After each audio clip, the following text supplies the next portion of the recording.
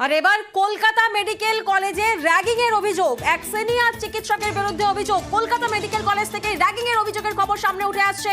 এক সিনিয়র চিকিৎসকের বিরুদ্ধে এই অভিযোগ করছেন কে না দুজন জুনিয়র চিকিৎসক। ওঙ্কার এই মুহূর্তে আমাদের সঙ্গে রয়েছেন, ওঙ্কারের থেকে একটু জানবো। ওঙ্কার, কোনো প্রকার লিখিত অভিযোগ জানানো হয়েছে বা হাসপাতাল কর্তৃপক্ষ কিছু জানাচ্ছেন?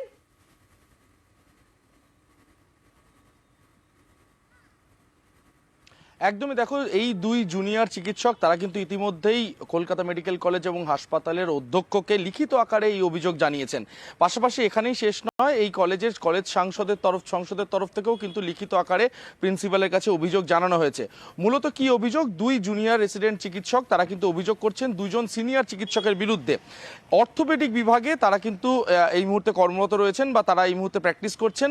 সেখান থেকে দাঁড়িয়ে তাদের যেটা অভিযোগ যে সিনিয়র দুজন চিকিৎসক তারা কিন্তু দীর্ঘদিন ধরেই দুজন জুনিয়র চিকিৎসকের সঙ্গে অভব্য আচরণ করছেন। কখনো কখনো তাদের উপর চিৎকার করছেন এবং কখনো কখনো দেখা যাচ্ছে যে সিরিঞ্জ দিয়ে কিন্তু ছুঁড়ে মারছেন, অথবা একটা সময় এমনও দেখা গেছে যে মুখে থুতু দিয়ে দেওয়ার মতো ঘটনা ঘটে গিয়েছে।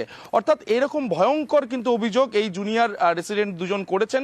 এবং তাদের যেটা অভিযোগ যে বারংবার করে গত 2 থেকে 3 মাস ধরে এই অভিযোগ তারা কিন্তু করছেন, মৌখিকভাবে তারা কিন্তু বারংবার করে প্রতিবাদ করেছেন, কিন্তু তাতেও কোনো কাজ হয়নি।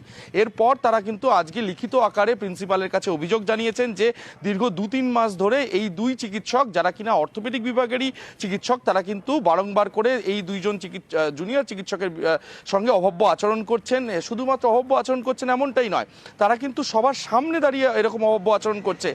সেখানে রোগী রয়েছেন, রোগীর পরিবার রয়েছেন, অথবা সিনিয়র নার্সরা রয়েছেন, তাদের সামনে দাঁড়িয়ে কিন্তু তারা অভব্য আচরণ করছেন এবং মুখে থুতু দিয়ে দেওয়ার মতো কিন্তু ঘটনা ঘটেছে।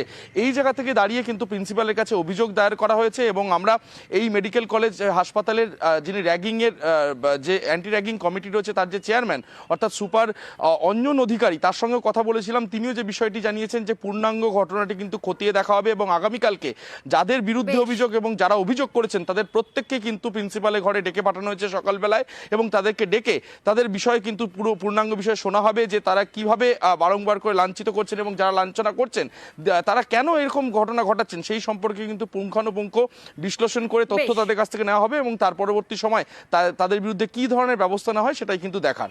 বেশ। গঙ্গাসাগর মেলার উদ্বোধনে মুখ্যমন্ত্রী আউটরাম ঘাট থেকে